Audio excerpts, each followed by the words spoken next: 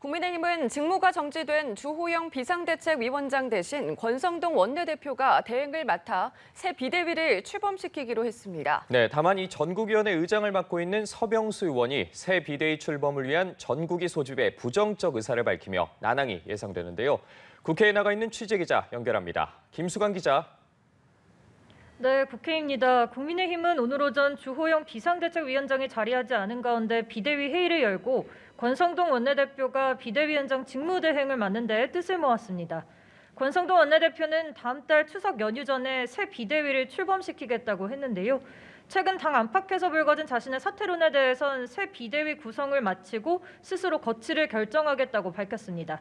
직접 들어보겠습니다. 새로운 비대위 출범을 위해 원내대표로서 반드시 수행해야만 하는 직무가 있습니다. 이미 의원총회에서 밝혔듯이 원내대표로서 제 거취는 새로운 비대위 구성 이후 제가 스스로 결정하겠습니다. 당의 위기는 새로운 비대위 출범으로 마무리되어야 합니다. 새 비대위 출범을 위해 필요한 당원 당규 개정 작업을 가능한 빠르게 마무리할 예정으로 일단 내일 오전 의원총회를 열 계획입니다. 이런 가운데 새 비대위 출범을 위한 상임정국위와 정국위 개최가 필요한 상황에서 정국위 의장을 맡은 서병수 의원이 부정적 입장을 밝히면서 돌발 변수가 떠올랐습니다. 서병수 의장은 국회 소통관을 찾아 기자회견을 열고 법원의 결정을 존중해야 한다며 비상대책위원회는 존재하지 않는다고 꼬집었습니다. 그러면서 권 원내대표가 물러나야 한다고 덧붙였습니다.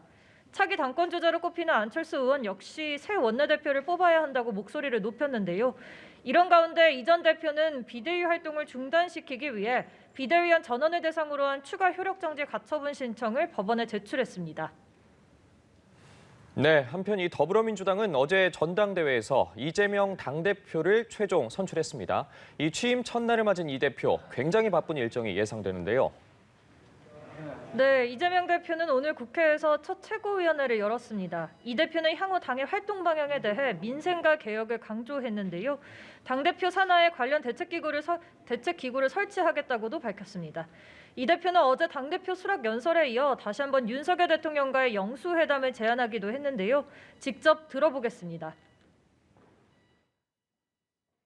윤석열 대통령께 다시 한번 공식적으로 영수회담을 요청드립니다. 민생 앞에 여야와 정쟁이 있을 수 있겠습니까? 여야가 초당적으로 머리를 맞대고 의논을 해야 된다고 생각합니다. 이 대표는 앞서 첫 공식 일정으로는 국립서울현충원을 찾았습니다. 현충탑 하나 후 방명록에 국가와 국민을 위해 숭고한 희생 잊지 않겠다고 적었는데요. 이 대표는 앞서 오후 3시쯤부터 경남 양산의 평산 마을을 찾아 1시간가량 문재인 전 대통령을 예방했습니다. 이 대표는 문 전 대통령이 축하한다는 말과 함께 앞으로 민주당이 갈 길에 대한 조언을 해줬다고 전했습니다. 지금까지 국회에서 전해드렸습니다.